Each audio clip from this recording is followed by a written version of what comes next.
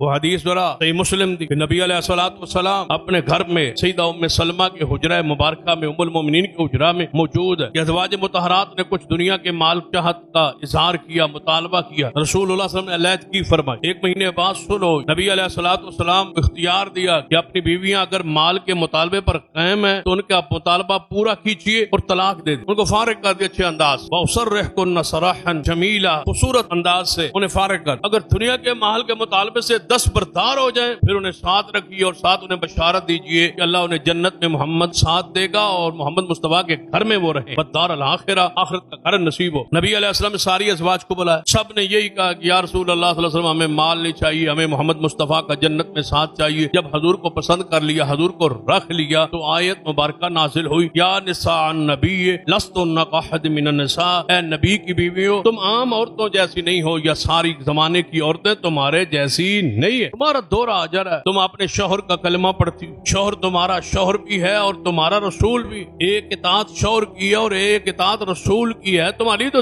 دورہ اجر ہے، تمہارا یہ رتبہ ہے، تم مومنوں کی مائیں ہو، النبی اولی بالمؤمنین من انفسهم وازواجہ امہاتہم، آپ تو مومنوں کی مائیں، آپ کا یہ درجہ ہے، آپ تو عام عورتوں جیسی نہیں۔ پھر اعلان ہوا کہ محبوب اعلان فرما دے کہ ہم نے تمہارے اہل بیت کے دل سے یہ دنیا کی چاہت، یہ محبت، یہ رجس، ساری چیزیں آج کے بعد دور کرنے کا فیصلہ کر لیا ہے، آج کے بعد ان کے دل میں یہ دنیا کی چاہت محبت آئے گی، ہم نے صاف کر دیا پاک کر۔ انما یرید اللہ، یہ مشہور زمانہ آیت نازل ہوئی، اسے آیت تطہیر کہا جا، انما یرید اللہ لیذھب عنکم الرجس اہل البیت ویطہرکم تطہیرا، یہ آیت نازل ہوئی، رسول اللہ صلی اللہ علیہ وسلم میرے اہل بیت کو اللہ پاک کرنے کا ارادہ فرما رہا رجس سے۔ اب رجس کی تفصیل میں جائیں، قرآن پاک میں پڑھیں، حدیث میں پڑھیں، جہاں جہاں لفظ رجس ہے جس کو قرآن نے رجس کہا ہے ان ساری چیزوں سے اہل بیت کو محفوظ کیا۔ اللہ کی رحمت برکات کا نزول ہو رہا ہے اہل بیت پر، ازواج النبی پر، ازواج رسول پر، امہات المؤمنین پر۔ اللہم صلی علی محمد وعلی آل محمد، اللہم بارک علی محمد وعلی آل محمد، یہ برکات اور رحمت کا نزول جاری ہے۔ رسول اللہ صلی اللہ علیہ وسلم اس خوشی میں، اس محبت میں، اس عیدت میں، اس پیار میں کہ کیوں نہ اس شرف میں، اس عزت میں، اس وقار میں، اس رحمت اور برکت میں خاندان علی کو بھی شامل کر۔ جب یہ رحمت برکات کا نزول ہو رہا ہے، اللہ کی طرف سے یہ آیت نازل ہو رہی ہے، انما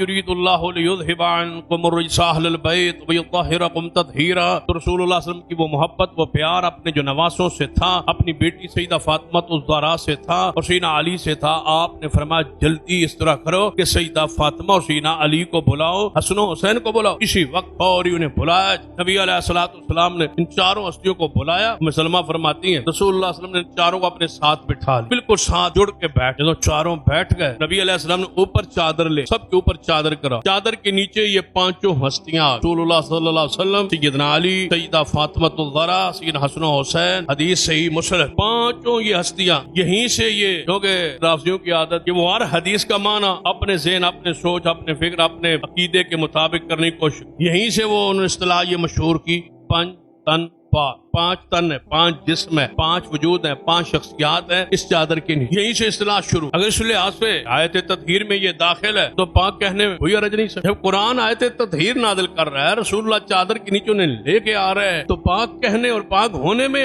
کوئی شک شبہ نہیں۔ معاملہ یہ ہے کہ اس کا مفہوم مخالف کیوں لیا، اس سے ہمارا انکار ہے، اس کا یہ معنی نہیں ہے کہ دوسرے پاک نہیں یا ان کے نعوذ باللہ نقائص شروع کر، یعنی اگر کسی موقع پہ کسی ہستی کا ذکر نہیں آتا، مثلا نبی علیہ السلام صدیق پر شان پر خطبہ دیتے ہیں، طرف سیدنا ابو بکر پر، اس کا معنی یہ نہیں ہے کہ عمر کی شان ہی، یا سیدنا عمر پر خطبہ ہوتا ہے تو اس کا معنی یہ نہیں ہے کہ صدیق کی شان ہی، سیدنا علی کی شان بیان ہوتی ہے تو اس کا معنی یہ نہیں ہے کہ صحابہ کی شان ہی۔ محدثین نے اتنے کھل کے بات کہ امام احمد بن حنبل رحمہ اللہ فرماتے ہیں کہ جتنے انفرادی فضائل سیدنا علی کے ثابت ہیں اتنے اور کسی صحابی رسول کے ثابت ہی نہیں۔ کا معنی یہ نہیں ہے باقی صحابہ کی شان ہی، دل کا رسول فضلنا بعضهم علی بعض، اللہ نے بعض رسولوں کو بعض پر فضیلت دی، تو ایک رسول کی شان بیان کرنے سے کا معنی یہ ہے کہ باقیوں کی شان ہی کوئی، یا اولو العزم پیغمبروں کا ذکر کیا جائے یا 18 نبیوں کا ذکر کیا جائے جن کا ذکر قرآن میں آتا ہے، باقی جو ان کا ذکر نہیں آتا ان کا انکار کر دیا جائے اور یا کہا جائے ان کی شان ہی کوئی۔ ایک بندہ گھر میں اپنے باپ کی تعریف کر اس کا مطلب ہے ماں کی شان ہی کوئی، یا ماں کی تعریف کر اس کا مطلب ہے باپ کی حیثیت ہی، یہ کہاں سے معنی مفہوم لے لیا گیا جو عقل کے بھی نقل کے بھی خلاف ہے۔ سیدنا علی رضی اللہ تعالیٰ کا یہ مقام، یہ شان کہ وہ پاک ہیں، کوئی شک نہیں، لیکن پاک کا بھی معنی وہی وہی ہوگا جو قرآن اور سنت کے مطابق معصوم صرف محمد مصطفیٰ کی ذات ہے، باقیوں کو اللہ نے کبائر سے محفوظ رکھا ہے، صحابہ کرام کے دل کو اللہ نے پاک کر دیا ہے، صاف کر دیا ہے، کبائر سے بچا لیا ہے، بڑے گناہوں سے محفوظ کر لیا ہے، تو یہ اللہ کی رحمت ہے، اس کا انعام ہے۔ لیکن معصوم صرف انبیاء کی ذات، سیدنا علی کو، سیدہ فاطمہ الزہرا کو، سیدنا حسن حسین کو ساتھ ملایا بٹھایا، اوپر چادر لی، مزمل و مدثر چادر لے کے فرمایا اللہم ہؤلاء اہلی، اے اللہ یہ بھی میرے اہل بیت۔ ذرا غور کرے، جب آیت آ گئی تھی کہ ہم نے پاک کر دیا، پاک کرنے کا ارادہ فرما لیا، پھر ان چاروں کو بلایا کیوں، ان چاروں کو بٹھایا کیوں، چادر کے نیچے لے آئے کیوں، پھر کیوں فرمایا یہ بھی میرے اہل بیت ہے؟ آیت نازل ہوئی کس کے بارے میں؟ ازواج کے بارے۔ قرآن کا سیاق و سباق، سورۃ الاحزاب کا سیاق و سباق یہی کہتا ہے، آیت نازل ہوئی ازواج کے بارے میں۔ حضور یہ چاہتے تھے کہ اس شرف میں یہ خاندان بھی داخل ہو جائے، فوری بلایا کہ بلاؤ، بلایا گیا، بٹھایا، فرمایا اللہم ہؤلاء اہلی، اے اللہ یہ بھی میرے اہل بیت ہے، فطہرہم، جس طرح میری بیویوں کو پاک کرنا چاہتا ہے اللہ ان کو بھی پاک کر دے، اللہ ان کو بھی پاک فرما۔ تو یہاں محدثین نے بڑی عجیب اور بڑی پیاری تطبیق دی ہے، ازواج رسول کو اہل بیت قرآن نے کہا، اور علی کے خاندان کو اہل بیت محمد مصطفیٰ نے فرمایا۔ اصل اہل بیت حضور کی ازواج ہے، اور حضور نے عزت احترام کرتے ہوئے خاندان